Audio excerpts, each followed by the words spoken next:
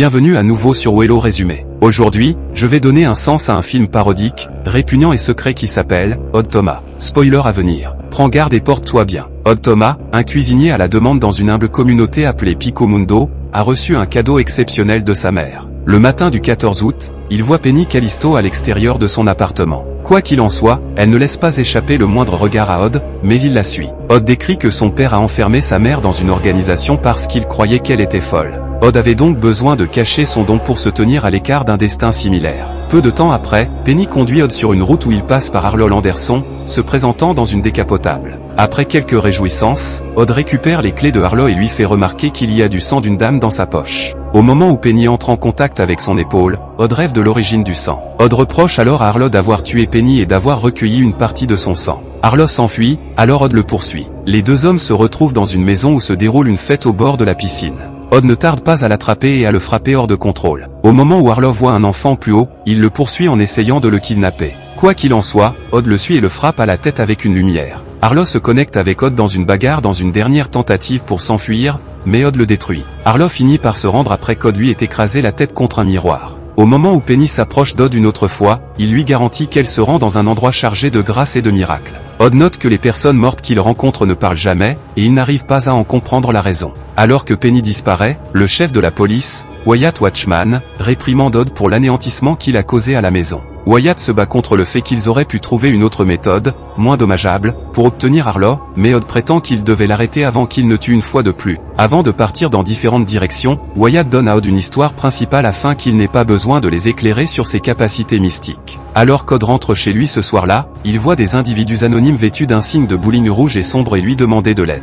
Des individus anonymes surgissent de nulle part, soulèvent Odd et l'emmènent dans son pigeonnier. Quoi qu'il en soit, un personnage obscur là-bas. Lorsqu'ils arrivent à la structure, il ne reste plus qu'un seul homme. Le tireur frappe Odd et l'homme indéfinissable qui le transporte, mais il trouve un moyen de transporter Odd jusqu'à son lit. Au moment où Odd se lève vers le début de la journée, il comprend qu'il a eu une intuition. Pendant qu'Odd travaille au café, sa moitié, Blustery le Wélin, passe prendre le petit déjeuner. Sorti de nulle part, un animal gigantesque que seul Odd peut voir entre dans le café. Odd appelle l'animal Bodax. Une fois, il a rencontré un autre homme qui pouvait voir Bodax, mais l'un d'eux l'a tué une fois qu'ils ont découvert qu'il pouvait les voir. Alors que le Bodax se promène dans le café, Odd imagine qu'il ne le voit pas réellement car l'animal se faufile devant lui. Odd croit que la présence d'un Bodak est une indication prémonitive de gore et de désordre. Le Bodak ne provoque pas l'anéantissement, mais ils s'en nourrissent. Peu de temps après, d'autres Bodak entrent dans le café pour se presser autour d'un homme aux cheveux qui semble être en forme. Alors qu'Odd remarque l'homme à l'extérieur du café, sa collègue, Viola Peabody, raconte à Odd son rêve étrange. Elle raconte qu'elle a vu son propre visage et qu'elle gisait morte sur le sol avec un autre homme près d'elle. Quand Odd demande à l'homme ce qu'il portait,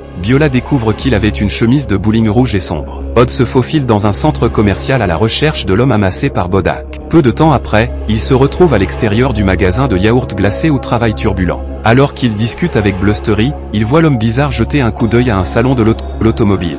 Après avoir acheté 2 gallons de yogourt glacé, l'homme quitte le centre commercial. Odd choisit de suivre l'homme jusqu'au sien lorsqu'il voit que les Bodak ont cessé de s'amasser autour de lui. Odd a trouvé cela étrange parce qu'il se rend compte que les Bodak ne laissent pas un homme être jusqu'à ce que le massacre soit terminé. L'homme arrive rapidement chez lui, mais il repart peu de temps après avoir pris le yaourt glacé à l'intérieur. Odd s'introduit chez lui pour comprendre pourquoi les Bodak l'ont suivi. Drôle de raisons pour lesquelles l'homme a quelques compagnons lorsqu'il trouve différentes marques de mégots de cigarettes sur le cendrier. De manière inattendue, un vent tourbillonnant traverse la maison et Odd voit des esprits être manœuvrés dans une entrée. Au moment où Odd entre dans la pièce, il voit un faisceau de lumière émerger d'une ouverture, alors il remet sa main devant l'intérieur. Odd saisit rapidement sa main lorsqu'une substance sombre émergeant des débuts d'ouverture recouvrant la pièce. Il s'enfuit de la pièce après avoir compris que les Bodak émergent de l'ouverture. L'ouverture se transforme en vortex et tente d'attirer Odd à l'intérieur, mais il trouve un moyen de quitter la pièce et de se cacher. En peu de temps, une multitude de Bodak volent généralement autour de la maison. Un Bodak manque de trouver Odd, mais l'animal s'en va quand il voit que les autres Bodak sont partis. Turbulent appelle Odd pour savoir ce qu'il a découvert sur l'homme. Une fois les Bodak partis, Odd continue de faire des recherches tout en conversant avec Blustery au téléphone. Il retrouve quelques documents de bourreaux chroniques notoires et découvre que le véritable nom de l'homme est Robert Robertson. Des débuts venteux font allusion à l'homme en tant que grosse Weave à cause de ses cheveux bizarres. Odd entend inopinément quelqu'un arriver, alors il dit à Turbulent qu'il doit s'échapper de la maison. Avant de partir, Odd constate que le 15 août a été détaché de l'emploi du temps de Banks. Il en déduit que Banks s'attend à tuer des individus le lendemain lorsqu'il trouve une page d'horaire à l'intérieur d'un organisateur avec le nom de Sway parmi les documents d'autres bourreaux chroniques. Quelques minutes plus tard, Odd s'échappe par la fenêtre alors qu'un homme entre dans la maison en criant à Sway.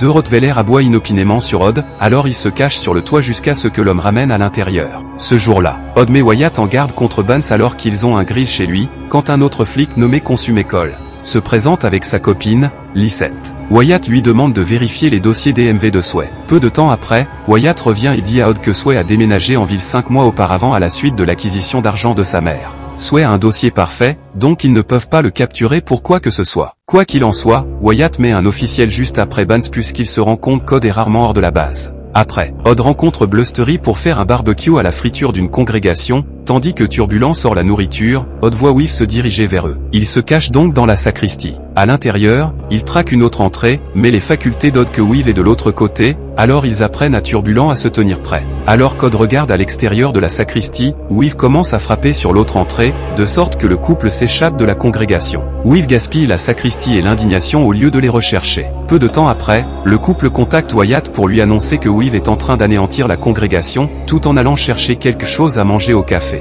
Oz donne à Odd un bibelot en métal moulé en forme de cœur qu'il a mentionné. Odd demanda à Oz de fabriquer le bibelot car il continuait à rêver d'une limace se déplaçant dans un cœur. Par la suite, Wyatt appelle Odd pour lui faire savoir que la congrégation est une ordure, mais Sway n'a pas laissé une seule empreinte de doigt. Ce soir-là, Odd et Blustery se retrouvent à l'extérieur d'un bowling en suivant le chemin mystique. Odd est stupéfait qu'il se soit retrouvé là. Turbulent demande si l'entrée arrière a quelque chose à voir avec son fantasme, mais Odd attire l'attention sur le fait que les insignes ne sont pas tout à fait les mêmes que les chemises de bowling qu'il a trouvées dans son fantasme. Au moment où il se dirige vers l'intérieur, il découvre que les vêtements étaient récemment différents, du vert et de l'or au foncé et au rouge. S'attendant à ce que Weave massacre les représentants au bowling, Odd encourage Wyatt à y envoyer un officiel pour surveiller. Au moment où Odd et Turbulent reviennent à l'extérieur, l'officiel Simon Varney s'approche d'eux pour lui demander pour quelle raison valable il pense que Sway est dangereux. Étant donné qu'Odd ne peut pas percevoir Varney au sujet de ses pouvoirs de clairvoyance, Odd pense que Banks s'est montré agressif avec lui quelques heures auparavant. Varney semble être dubitatif à propos de son cas, alors Blustery ajoute que Weave a fait des progrès vers elle. Notification fanfaronne que le POD de la lettre a ancré sur l'avant-bras de Werner, alors elle lui demande ce que cela implique. Werner prétend qu'il n'a pas pu le dévoiler car il représente quelque chose de dégoûtant. Peu de temps après, Odd et Blustery se rendent chez Viola pour découvrir ce qu'elle a trouvé d'autre dans son fantasme. Quand Odd lui demande de l'imaginer, elle découvre qu'elle a vu des lumières flamboyantes. Puis, à ce moment-là, elle a entendu de la musique d'enfant, un groupe tonitruant, suivi par des jaillissements d'eau. Viola a eu l'impression d'avoir été frappée rapidement avec un gourdin et sa main a glissé sur le sang. Elle est sous le choc lorsqu'elle passe en revue les différents corps qui l'entourent dans le fantasme.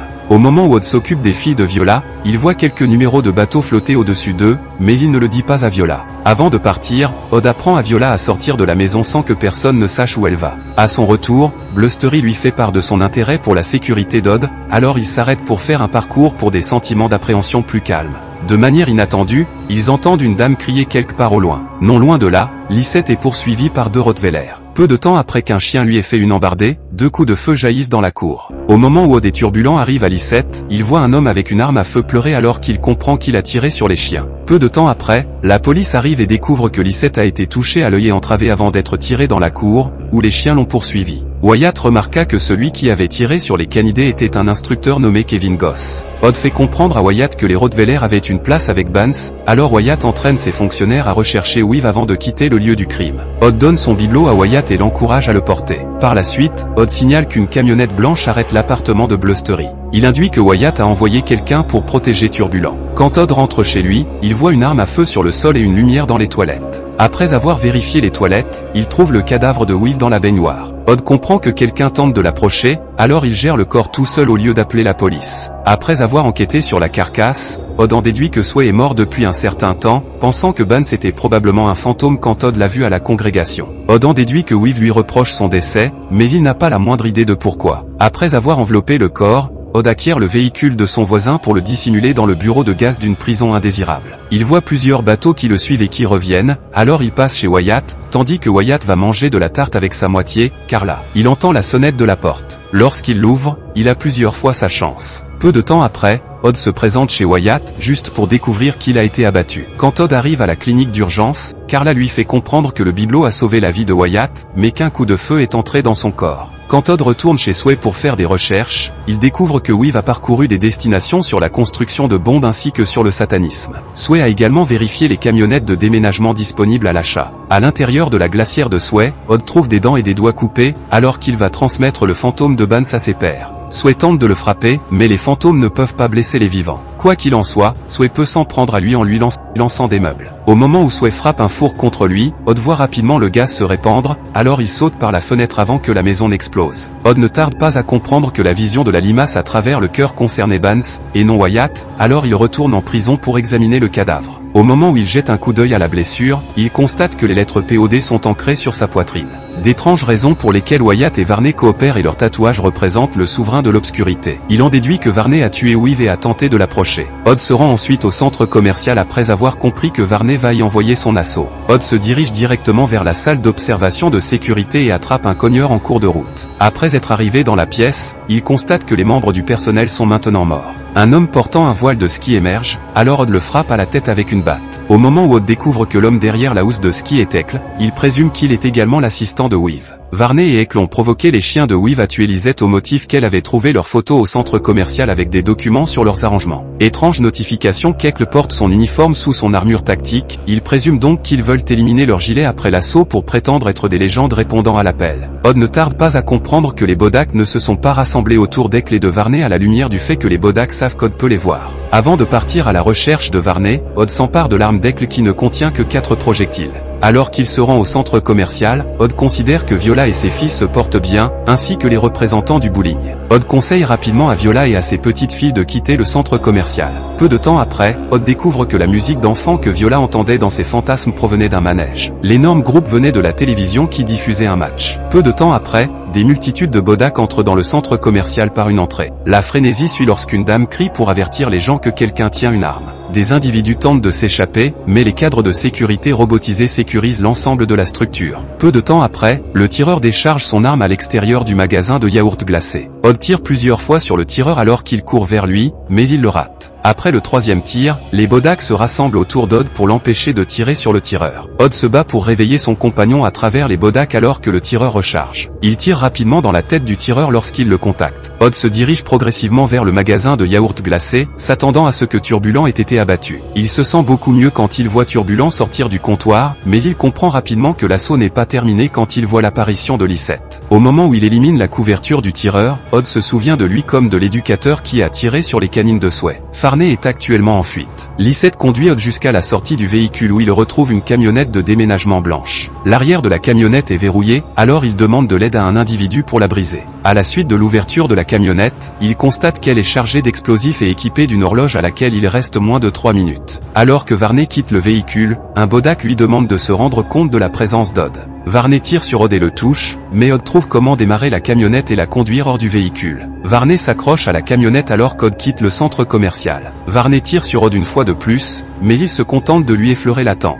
Au moment où Varney monte à l'intérieur de la camionnette, Odd saute hors de la camionnette avant que celle-ci n'entre en collision avec une tranchée. La camionnette explose lorsqu'elle atterrit. Au moment où Odd se réveille, il se retrouve à la clinique avec Turbulent à proximité. Carlo l'éclaire sur le fait que Wyatt a dû et a conçu une histoire pour rester silencieux sur ses capacités de clairvoyance. Il découvre qu'Eckle et Varney ont façonné une religion maléfique lorsqu'ils étaient adolescents. Puis, à ce moment-là, ils rejoignent le pouvoir de la police pour dissimuler leurs méfaits. Après avoir rencontré Weave et Goss, ils ont concocté un arrangement pour pénétrer progressivement dans une ville et la tuer. Odd devient une légende de la ville pour avoir évité de nombreux passages. Après avoir quitté la clinique médicale, il reste avec Blustery dans son loft pour ne pas tenir compte des fantômes, de Bodax et de sa position au café. Le couple passe quelques jours ensemble jusqu'à ce qu'ils reçoivent la visite de Wyatt. Carlo éclaire Odd que le médecin légiste a enfin délivré le corps de Turbulent. Il lui vient à l'esprit qu'il a empêché l'apparition de Turbulent. Odd savait pertinemment que Turbulent avait donné un coup de pied dans le seau quand il l'avait vu au comptoir, mais il était incapable de le reconnaître. Wyatt exhorte Odd à laisser partir Turbulent, afin qu'elle puisse continuer vers la vie suivante. Odd embrasse tristement Blustery et lui garantit qu'ils se reverront.